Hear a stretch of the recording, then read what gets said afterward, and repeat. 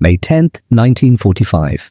A cold rain falls on a broken German town by the Rhine, the streets still smelling of smoke, wet stone, and fear. Women in torn coats push tired children forward, ordered to report to the school on the hill, where the American conquerors are waiting. For years, they were told the same thing. If the Americans come, they will rape you, torture you, kill you. Better to die than fall into their hands. But at the foot of the hill, the wind carries a different smell. Strong coffee, hot meat stew, and fresh bread from American field kitchens. A 12-year-old girl watches her starving mother collapse in the mud, too weak to climb, and waits for the enemy to shout, to strike, to prove the radio right. Instead, a young American soldier steps forward, kneels in the rain, lifts the German woman gently onto his back, and begins to carry her up the hill like she is someone precious. "Why are you carrying my mother?" the girl cries, her voice full of anger and secret hope. And in that moment, everything she's been taught about monsters and mercy begins to crack. If you want to know how this one small act changed a German family, a whole town, and even the way former enemies saw each other, please like this video, subscribe to support the channel, and stay with me to hear the full story. The girl's name was Anna. She was 12 years old and already felt older than that. Her town sat near the Rhine, half stones and half smoke now. Roofs were gone. Windows were just black holes. When she walked to the water pump, broken glass crunched under her shoes. Inside their small cellar room, the air always smelled the same. Damp earth, coal dust, and the sour steam of thin soup. Her mother, Liesel, boiled potato peels and cabbage leaves in a single dented pot. Most days, that was all they had. By early 1945, many German civilians were living on less than 1,000 calories a day. Anna could feel that number in her bones. In the corner stood their most precious object, a radio, tall and wooden, its cloth front torn and stained. The speaker crackled and hissed, but it still worked. For years, that radio had been their window to the world. Now, it was their cage. The voice that came out of it was always short, always loud. First, it had been Hitler. Then, after his death, other men, unknown names, the same tone.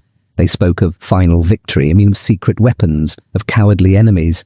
They told them the Americans were animals. "Remember this," one announcer had said months earlier, his words sharp as knives. "If the Yankees reach your town, they will take everything. They will rape your women. They will starve your children. Better to die as a German than live as their slave." Liesel had believed it. She had trusted the uniforms, the flags, the eagle and swastika.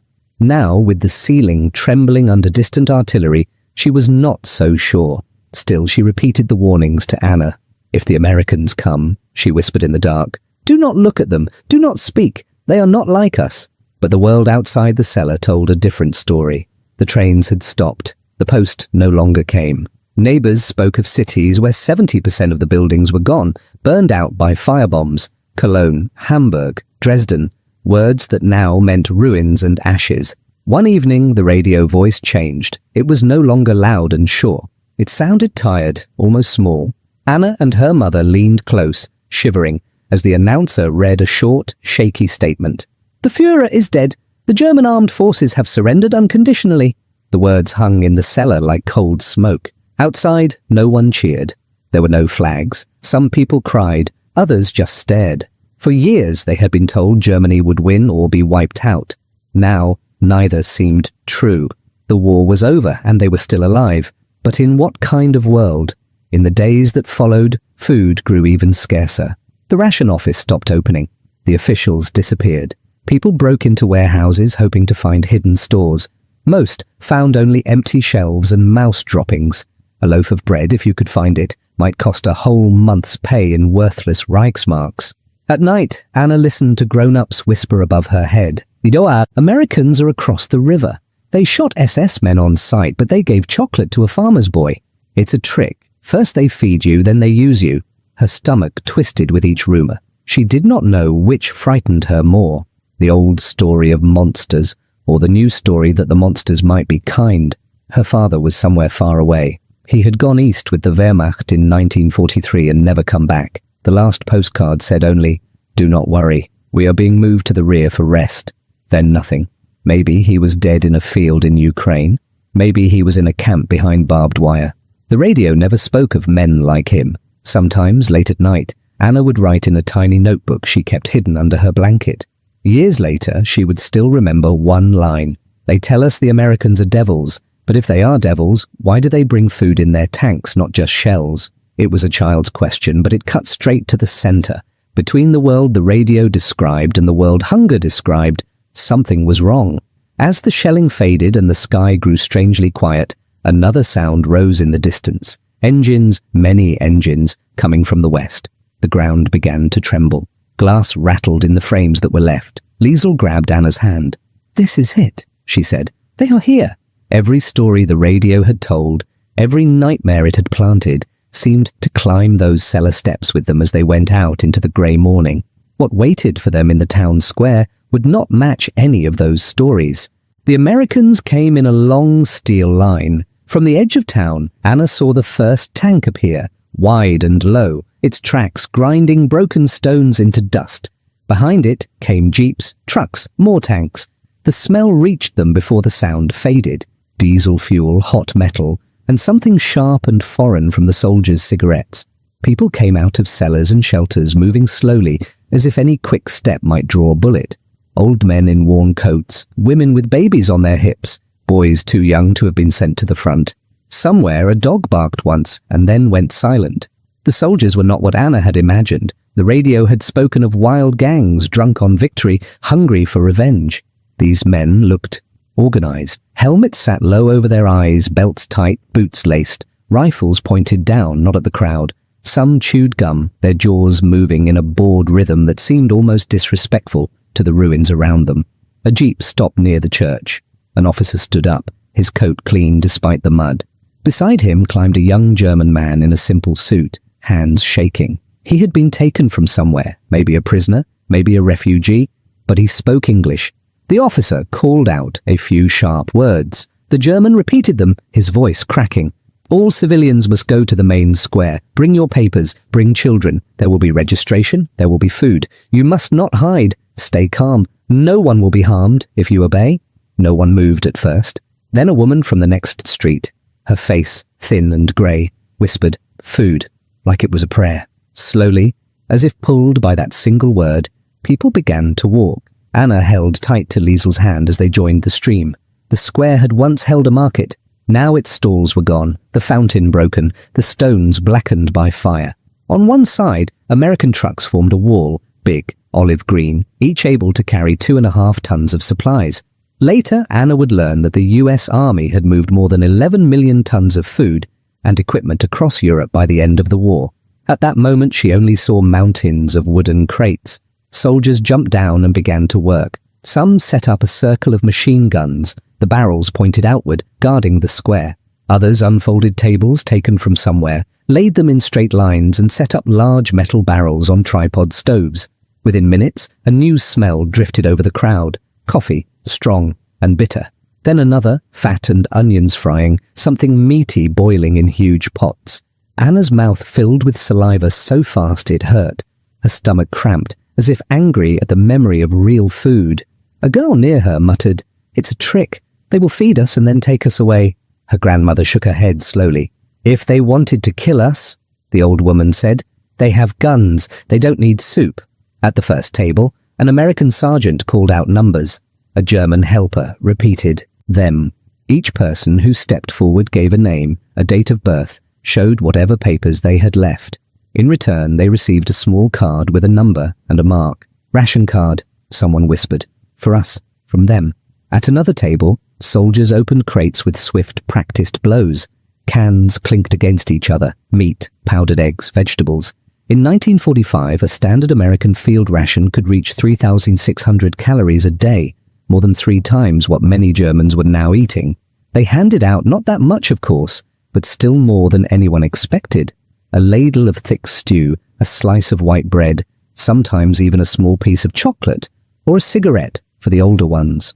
Anna watched a soldier pause when he saw a child in front of him. The boy's cheeks were hollow, his coat too big. The soldier looked left and right, then quickly broke his bread in half and slipped the extra piece into the boy's hand, closing his fingers around it. The boy stared up, eyes wide. The soldier gave a tiny shrug as if to say, "Don't tell. This cannot be real." Liesel whispered. They bombed our bridges, they shelled our fields. Now they feed us meat. It was a sharp contrast. The same uniforms that had brought ruin to their town now serving thicker soup than most German kitchens had seen in months. The same army that had crushed the Wehrmacht now arguing among themselves because one man had tried to keep too much food aside for his own unit. An officer barked at him, pointed to the line of civilians, and ordered the crates opened. Later, an old neighbor, Herr Kraus, would remember, "I thought they would steal from us. Instead, they guarded the bread from their own men. That is when I knew something in our stories was wrong." Not all the Americans were kind. Some looked at the Germans with flat, hard eyes and shoved the bowls across the table. One or two laughed too loudly, pointed at broken statues, took photographs as if they were tourists in a strange, ruined museum. But even the cold ones followed rules. No one looted the church. No one dragged women from the line. A few children received candy when officers were not looking. Why? Liesel kept asking under her breath. Why would they do this? Anna had no answer. She only knew that the soup was hot, the bread soft, and her hands trembled as she raised the spoon to her mouth. The stew tasted of salt and fat and something smoky. It tasted of a world she had almost forgotten. When the meal was over, the German translator made another announcement. "Tomorrow you must all go to the school above the town. There will be more questions, more checks. Those who are weak will get extra rations. You must walk there in the morning." Anna looked up at the hill where the school stood, its roof half gone, its yard a sea of mud. For her, the walk would be easy. For some, it would not. She did not yet know that on that muddy slope, her understanding of enemies and mercy would be turned upside down. The next morning, the town woke to fog and drizzle. The hill to the school looked steeper under the grey sky. Mud ran in thin rivers down the ruts left by army trucks. Anna and Liesel left early, wore her only coat, too big now because she had lost so much weight. Before the war, she had been strong, carrying sacks of flour in her father's bakery. Now, after years of short rations, she weighed barely 45 kilos. Her cheeks were hollow, her hands thin as twigs. They joined a slow line moving toward the hill, old women with scarves tied under their chins, thin boys leaning on sticks, mothers carrying babies wrapped in blankets that smelled of damp and smoke. Later records would show that in some parts of occupied Germany, more than 40% of civilians were underweight. Anna did not know that number. She only saw it in the way people walked. The road turned upward. Stones slipped under their shoes. The air smelled of wet earth and coal smoke from the few chimneys still working. Somewhere behind them, an engine coughed. Far off, a church bell rang once and then stopped. At first, Liesel climbed steadily, breathing hard but not complaining. After a few minutes, her steps grew shorter. Her hand on Anna's arm grew heavier. Her boots sank deep into the mud. "Just a little more," Anna said, trying to sound brave. "We can rest at the top. There is no little anymore," Liesel whispered. Her voice was thin. "Everything is a mountain." They had gone perhaps half the way when it happened. Liesel's foot slipped on a patch of slick clay. Her knee buckled. She caught herself with one hand, then fell to both knees in the mud. For a moment she stayed like that, head bowed, shoulders shaking. A man ahead of them stopped.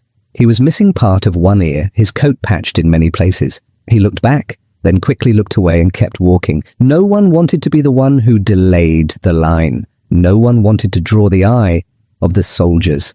"Get up, Mama!" Anna begged, her throat tight. "Please, they will be angry if we are slow." Liesel tried. She planted the handle of her bag in the mud like a cane and pushed. Her legs trembled, but did not lift her. She sank back down, breathing in harsh gasps. "Go on without me," she said at last. "You can tell them my name. I will come later." "You can't stay here," Anna cried. "They said everyone must come." She looked up the hill, searching for someone to help. All she saw were bent backs and lowered heads. Then, from behind them, came the jingle of metal on metal and the soft thud of heavy boots. An American soldier walked past alone, his rifle slung across his chest. His helmet was tilted back a little. Mud spattered his trousers. As he passed, he saw Liesel on her knees and slowed. For a second, everything went silent for Anna. This was it, she thought. This is when the stories become true. The soldier looked from Liesel to Anna. His eyes were not hard, only puzzled. He said something in English that she did not understand. His tone was gentle, questioning. "We're fine," Anna said quickly in German, though it was clearly not true. Her heart pounded so loudly she could feel it in her throat. The soldier hesitated. Then he shifted his rifle to his back, stepped closer and made a simple gesture. He pointed at Liesel, then at his own back, then up the hill. He bent his knees, turning so his broad back faced them. Anna stared, not understanding. Then she did. He was offering to carry her mother. "No," she blurted out, shaking her head. "No, you can't." Shame and fear mixed inside her. Letting the enemy touch her mother felt wrong, like betrayal. The soldier didn't move away. He stayed crouched, waiting, rain beads forming on the rim of his helmet. He spoke again, a little slower, his voice soft. Anna caught one word she had already heard. "Okay?" Later, when she was old, Anna would say, "It was the way he waited that broke me. He did not order. He offered." Liesel lifted her face. Mud streaked her cheeks. She looked at the soldier, then at her daughter. In that moment, all the posters, speeches, and radio voices seemed very far away. "Help me up," she said quietly to Anna. Together they guided her onto the soldier's back. He rose in one smooth motion, adjusting her weight with practiced hands. She was so light that he seemed surprised. He hooked his arms under her knees to keep her steady and started up the hill. Anna walked beside them, too stunned to speak. Around them, people turned to stare. Some frowned, some smiled a little. No one made a sound. The mud squelched under the soldier's boots. Liesel's fingers clutched at the rough fabric of his jacket. Anna could smell his sweat under the damp wool, mixed with the faint scent of soap and tobacco. His breath came evenly. He did not complain. Finally, the words burst out of Anna before she could stop them. "Warum trägst du meine Mutter?" she cried. "Why are you carrying my mother?" She knew he could not understand, but she had to ask. Her voice shook with anger, fear, and something like gratitude that scared her more than anger. The soldier turned his head slightly. He heard the feeling, if not the words. For a heartbeat, their eyes met. Then he did the simplest thing in the world. He smiled, just a small, tired smile. Then he faced forward again and kept walking. At the top of the hill he knelt so Liesel could slide gently to the ground. She tried to stand straight, wiped her hands on her coat, and whispered, "Danke," the only word she could manage. The soldier nodded, said something that might have been, "You're welcome," and walked toward the school. Inside, the Americans took names, checked eyes and lungs, weighed people. Those under a certain weight were marked for extra rations. Liesel's card received such a mark. It felt like a strange prize. Anna could not stop, thinking about the hill. If this was the enemy, if this was the devil she had been warned about, then what had all the shouting voices on the radio been for? She did not know that far across the ocean, behind other fences and under another flag, her father was asking the same question. Every few days the American trucks came back. People lined up at the square with their ration cards. Liesel's card had a special red mark now because the doctor at the school had written underweight on his form. It meant an extra ladle of stew, sometimes a spoon of powdered milk. Her cheeks filled out a little. The blue veins in her hands did not stand out quite so sharply. The soldier who had carried her up the hill did not appear again. Anna looked for him among the helmets and jackets, but could not be sure. They all wore the same color. Still, each time she saw an American bend to speak to a child or help an old man with a bundle, she remembered that short walk through the mud. One morning in late summer, a different kind of truck rattled into town. It was smaller, painted with a red cross on the side. People gathered fast. The word post ran through the streets like an electric current. For months there had been almost no letters. The old German mail system had fallen apart. Now, finally, sacks of envelopes spilled out onto a table in front of the town hall.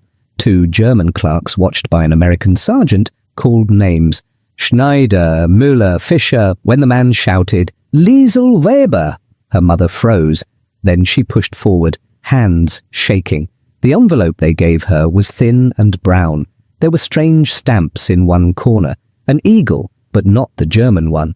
Across the front, in a hand Anna knew like her own, was written their name and old address. Liesel stared as if afraid it would vanish.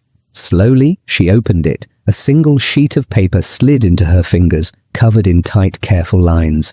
She read the first line silently. Her knees buckled. For a second, Anna thought she would fall again, right there on the flat stones. Instead, Liesl pressed the letter to her chest and began to cry. "It's from your father," she gasped. "He's alive." Back in the cellar, she lit a candle and smoothed the paper on the table. The writing was smaller than before, but the same slant. "My dear Liesl, my dear little Anna." His name was Carl. He had been gone for 2 years. Now his voice filled the room through ink and paper.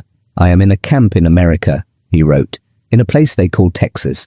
It is very hot here, and the land is flat as far as the eye can see. They brought us by ship across the ocean. I thought the Americans would kill us on the way. Instead, they gave us oranges. I had not seen an orange since 1940. Anna listened, hardly breathing, as her mother read aloud. "They took our names, our ranks, they gave us showers, shaved our hair, burned our old uniforms, then they gave us clean clothes and boots. The barracks are made of wood. We sleep in bunks, 6 men to a room. The guards are strict, but they follow rules. We work in the field some days, other days we stay in camp." He wrote of the food in a way that made the thin German soup seem like a bad joke. "In the morning we get coffee, bread, sometimes jam. At midday there is stew with meat and potatoes. In the evening there is more bread, sometimes sausage or beans. We get about 3,000 calories a day, they say. I have already gained weight. I'm ashamed to tell you this, knowing how you must be living." Later, other prisoners would remember the same thing. One of them, a man named Hans, wrote after the war, "We called it the land of plenty behind barbed wire. We were captives, but better fed than our own people at home." The letter went on. "We are allowed to write 2 letters a month. They read everything we write, so I cannot say all I wish. But know this, we are not beaten for sport. We are not starved. Some guards hate us. Others are just bored boys. One of them showed us how to play a game they call baseball. It is like schlagball, only stranger. He laughed when I missed the ball. I laughed when he slipped in the dust. It was human." Liesl's voice broke on that last word. She wiped her eyes and read on. "They tell us we are protected by something called the Geneva Convention. It is an agreement about prisoners. I had heard of it, but did not believe the enemy would obey it. Now I must believe my own eyes. We are their enemies, yet they follow their own rules. Why?" That word, why, seemed to echo the question Anna had thrown up the hill. Carl wrote of the sounds of the camp, the clank of mess tins, the crack of bats hitting balls, the low murmur of prayers in the barracks at night. He wrote of smells Anna could almost taste, real coffee, fresh bread, cut grass from the camp gardens, where the men grew tomatoes and beans. "At night," he added quietly, "I lie awake and think of you. I imagine you in the ruins, hungry, cold. The thought makes the food in my mouth turn to ash. I wish I could send you even half of what we are given. I do not understand a world where a prisoner eats better than his own child." When Liesl finished, the cellar was silent. The candle flame shook in a small draught. Somewhere above, a truck changed gear with a grinding whine. "He is safe," Anna said at last. The word felt strange and heavy. "Yes," Liesl answered. "Safe, in the enemy's hands." It was another sharp contrast. The Americans who had bombed their bridges were now feeding her father 3 good meals a day. The men whose tanks had rolled through their fields were counting out sugar and coffee for their captives, according to a written law. "This is not what they told us," Liesl whispered. "Not at all." Anna thought of the soldier on the hill, of his steady back, his small, tired smile. She thought of the guards who handed her father bread because a piece of paper told them to treat prisoners as human. If the enemies were not devils, then perhaps the devils were somewhere else. But the truth about that somewhere else had not yet reached their small town.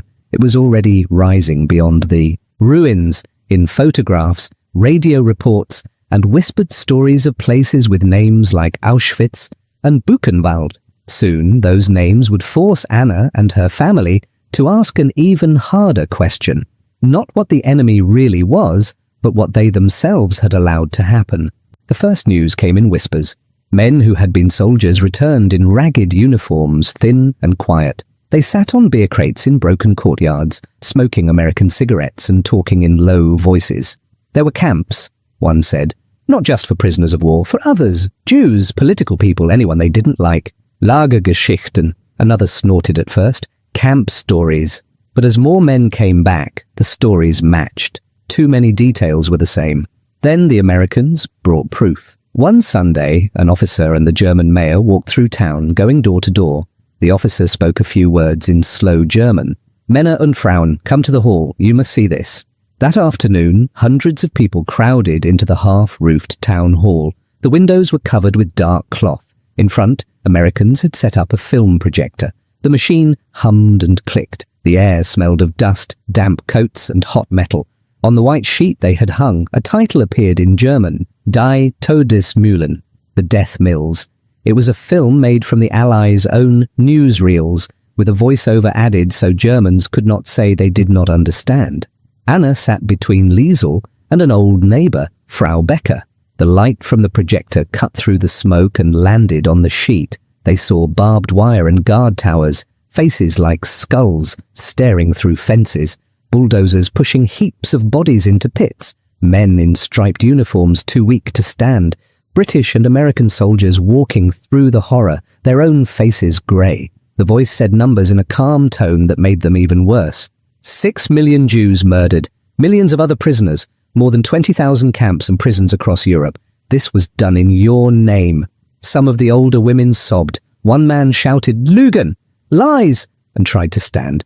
But two others pulled him back down. Frau Becker covered her mouth with her hand. Her shoulders shook. Later she would say, "I had heard rumours. We all heard something. We chose not to look. That day, the film forced our eyes open. The smell did not reach us, but you could see it. You could see it in the way people moved." The contrast was brutal. Just months before, the radio had said the Americans were the barbarians, the ones without honour. Now those same Americans were showing Germans what their own state had done. The people who had been called liars were bringing the truth on film. In the evenings, the town hall filled again, this time for meetings called Spruchkammern, hearing chambers. Each adult had to fill out long forms, answering questions. Were you a party member? Did you work for the SS? Did you give money to Nazi groups? Men who had carefully saved their party badges now hid them or buried them in gardens. Some claimed they had only joined for a job. Others said, "We did not know." The Americans sorted them into groups. Main, offenders, lesser offenders, followers, exonerated. Statistics for the whole of the Western zones would later show that millions of people were judged, but only a small percentage were punished heavily. The rest were sent back to their lives with a new word on their papers, Mitläufer, one who went along. In the church, the pastor's voice changed too. The same man who had once asked God for victory now asked for forgiveness. "We were blind," he said one Sunday, standing before a cracked window where cold air slipped in. "Or we chose not to see. We believed the lie that we were better than others. We called our enemies subhuman. We sang songs about death for the fatherland. Now we learn that in places not so far from here, human beings were treated worse than animals. We must face this." People shifted on the hard benches. The smell of wet wool and old incense filled the small stone space. After the service, in the muddy square, arguments broke out. "We did not know about gas chambers," one man insisted. "They hid it from us." Another, a former teacher, shook his head. "We knew enough. We saw Jewish shops smashed. We watched our neighbours vanish on trains. We heard people say, 'Oh, good, they're gone.' We let it happen."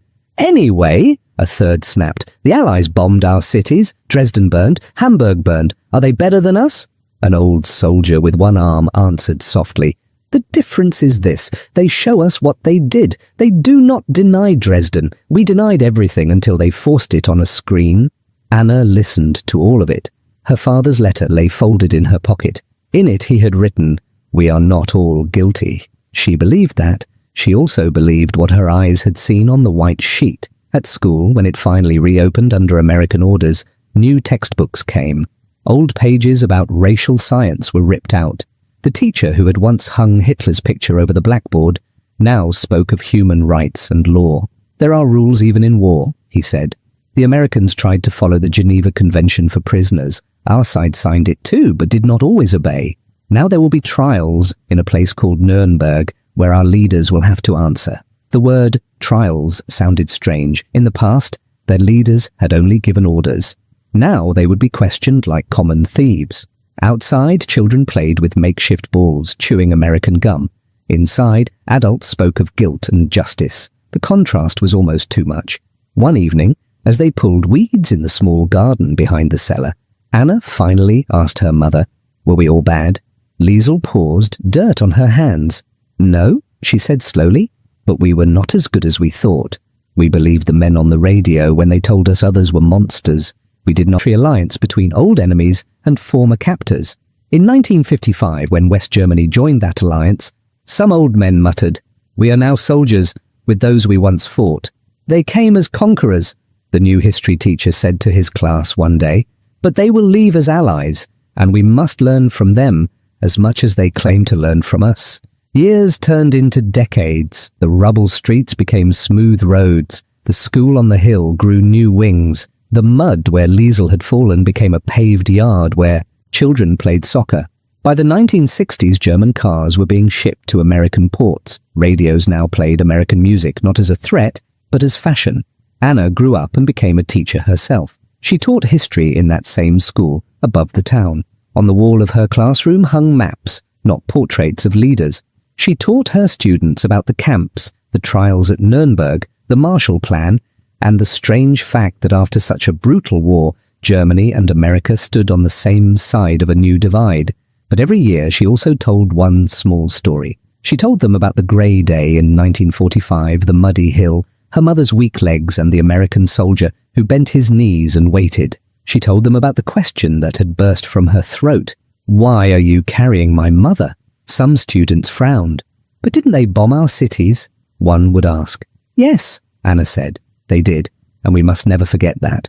War brings horror, even when people think their cause is just." Others asked, "Weren't we guilty too?" "We were," she answered. "We believed lies about other people. We looked away when neighbours disappeared. The point is not to say one side was all good and the other all bad. The point is this: even in the middle of lies and ruins, people can choose to act differently." One day, many years later, she met an American veteran at a meeting between old soldiers and former civilians.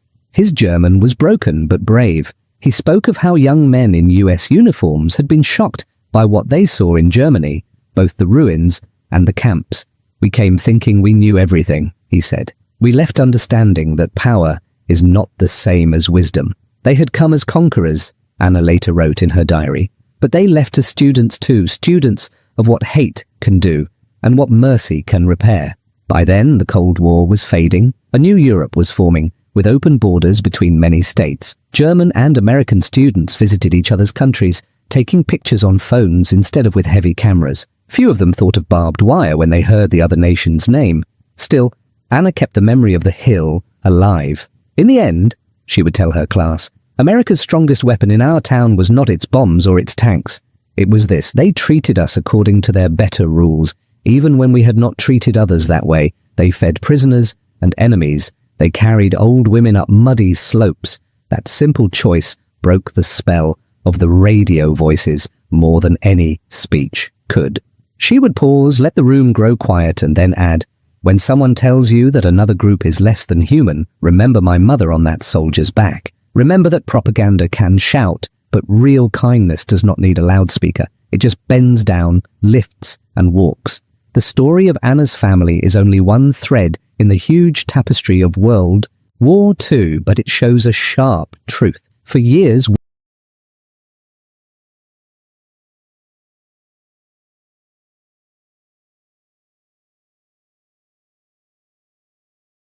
ruins slowly turned into buildings, and the grey ration bread turned into loaves from full ovens. That question of who had been enemy and who had been teacher would return again, and it would shape the future of her country. Karl came home on a cold day in early 1947. The bus that brought him stopped in front of the town hall. Its paint was faded, but on the side you could still see the white star. Men stepped down one by one, carrying small brown suitcases. Their boots hit the stones with soft thuds. Anna searched the faces. For a moment she did not know him. Then she saw his eyes. "Papa!" she shouted. He was broader than before, his cheeks rounder. The grey uniform was gone, replaced by plain clothes the Americans had given him. His coat smelled faintly of ship oil and soap. When he hugged her, his arms were strong. It was a strange, painful contrast.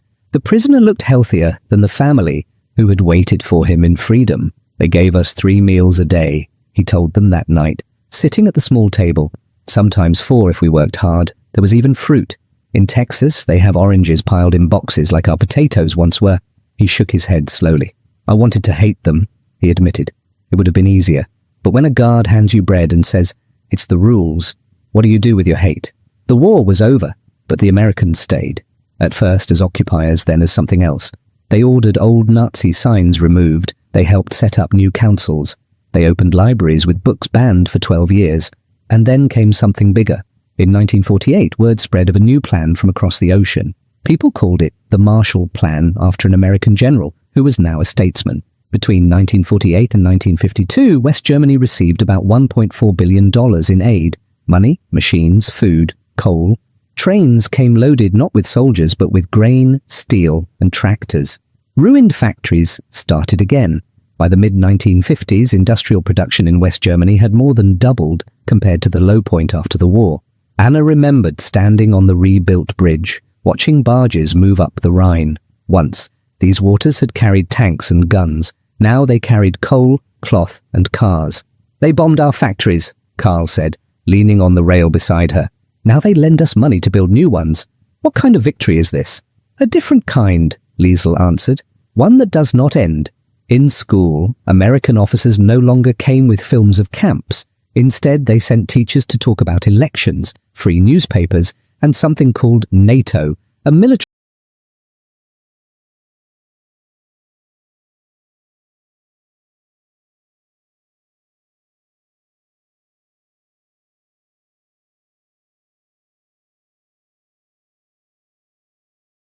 words and symbols had trained Germans to see Americans as beasts. At the same time, Nazi power turned many ordinary Germans into followers of a system that built camps and filled them. When the shooting stopped, the easy story, we were pure, they were monsters, could no longer stand. Across ruined Europe, millions saw the same paradox Anna saw. The same army that destroyed bridges also built new roads. The same uniform that guarded POWs behind wire also gave those men enough bread to grow fat. This was not propaganda, it was daily life, and it forced people on both sides to ask new questions. In that painful space between hunger and plenty, guilt and mercy, a different future became possible. Former enemies became partners. The hill above Anna's town became just another street, but the memory of a soldier carrying his enemy's wife up that slope remained. A quiet proof that even after the worst of wars, people can choose a better way.